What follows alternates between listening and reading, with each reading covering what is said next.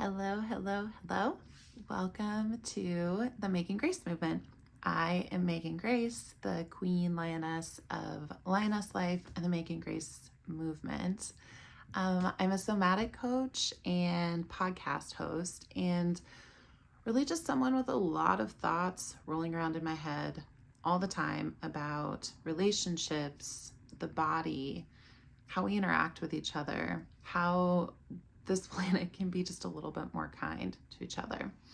So I wanted to talk about the idea that I believe relationships are actually complex and in a variety of different kind of facets in our world. So I think a lot of times people think of relationships as just the relationship that you have with maybe a partner or a child, if you're a parent, but there's relationships that happen within your work, relationships that you have with the past, how you feel about things that have happened in your past, relationship that you have with your ancestors, or relationship that you have with your desire for the future.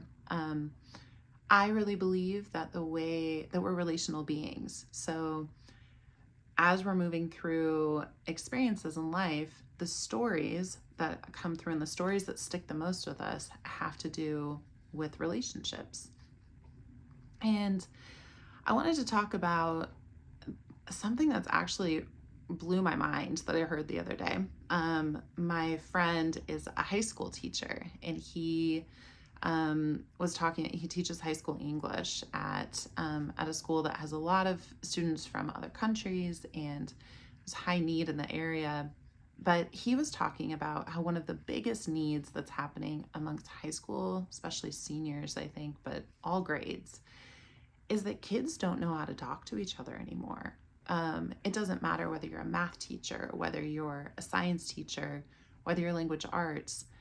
The curriculum is now set up to where there's these talking circles and where there is mandatory ways of teaching kids how to speak to each other, which is something that I feel like used to be so innate in a lot of us, right? It almost feels like it's more of a getting in trouble for, leaning over and talking to someone else in the classroom, as opposed to being so focused on your phone or so worried about the stresses around you or at home.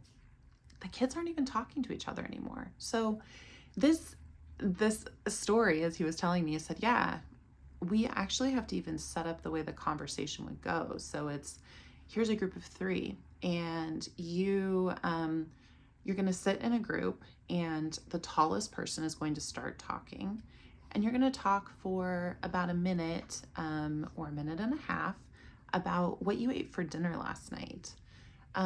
Anyone else that's not talking is going to be focusing with their eyes, looking at the person, or teaching them how to turn their body so that they're focusing, or not looking down or looking around. And that number one sort of broke my heart a little bit, if I'm honest. But from a somatic coaching lens, I find that utterly fascinating, because I believe that the youths are the ones that are teaching us about how the world is becoming.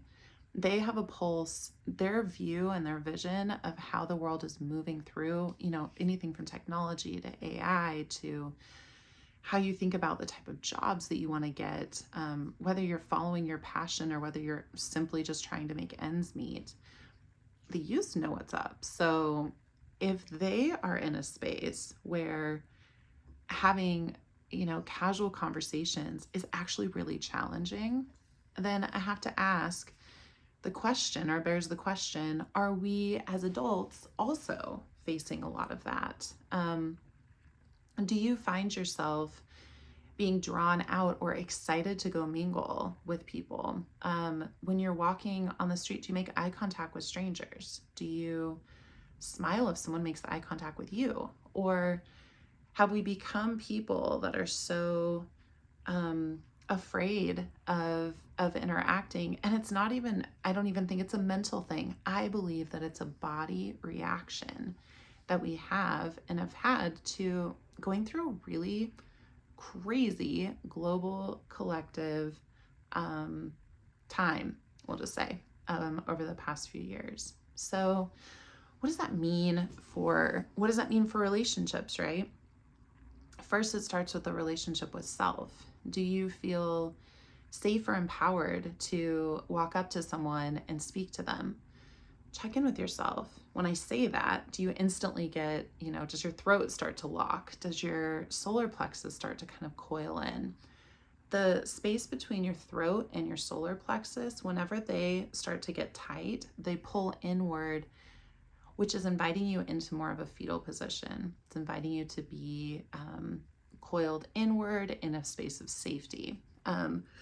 So from a somatic setting or somatic kind of lens, are you open-chested, open heart, open voice, open face to the world? Or have you also, like, the kids that I was talking about, have you been feeling yourself, your throat kind of coiling in and your stomach kind of caving in, and just slowly over time becoming more focused on either your phone or diving into the worries of what's going on in your life in the moment? And the reason why I ask that is because I've also noticed that there's this uptick in anxiety, right? So many people spin in the space of anxiety, ADHD, a lot of those kind of processing feelings. People are feeling like they're struggling to process. And I believe it's because the relationship between ourselves, our bodies, and the way our bodies are interacting with other people is becoming disjointed. So what do we do about it? How do we help? This video is honestly just to begin to raise awareness about it, because we can't shift anything if we don't start with even the knowledge that's going on, right? And so my invitation to you is over the next, couple days, just be mindful and think about your throat and your solar plexus, which is kind of right below maybe your bra line if you're a person that wears a bra, or kind of right between where your rib cage kind of fans out in the front. When someone invites you to do something, or when you imagine yourself going to the grocery store or interacting with people, check in with those two spaces. See whether they feel open or whether they feel more closed and afraid. And if they're feeling closed and afraid, let's not judge ourselves for that, right? You've been learning these patterns on purpose to keep yourself safe. But the next question is this healthy? And is this the way that you want to be living your life? Are you getting the type of connection that you want? Is your relationship with others and your relationship with self feeling healthy and fulfilling and vibrant and, in a way that makes you want to wake up in the morning? If it does, then that's amazing. I mean, spread the goodness, show up in all of your vibrancy, because the world needs that vibrancy right now.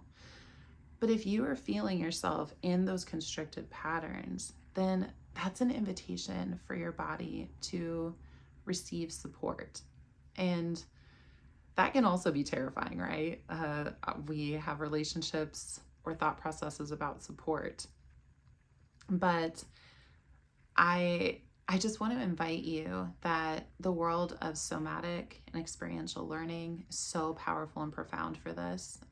Movement is so important and powerful for this. Taking a dance class, or even just putting music on in your earbuds and jumping around can start to free up some of that space and actually make you feel a little bit more brave.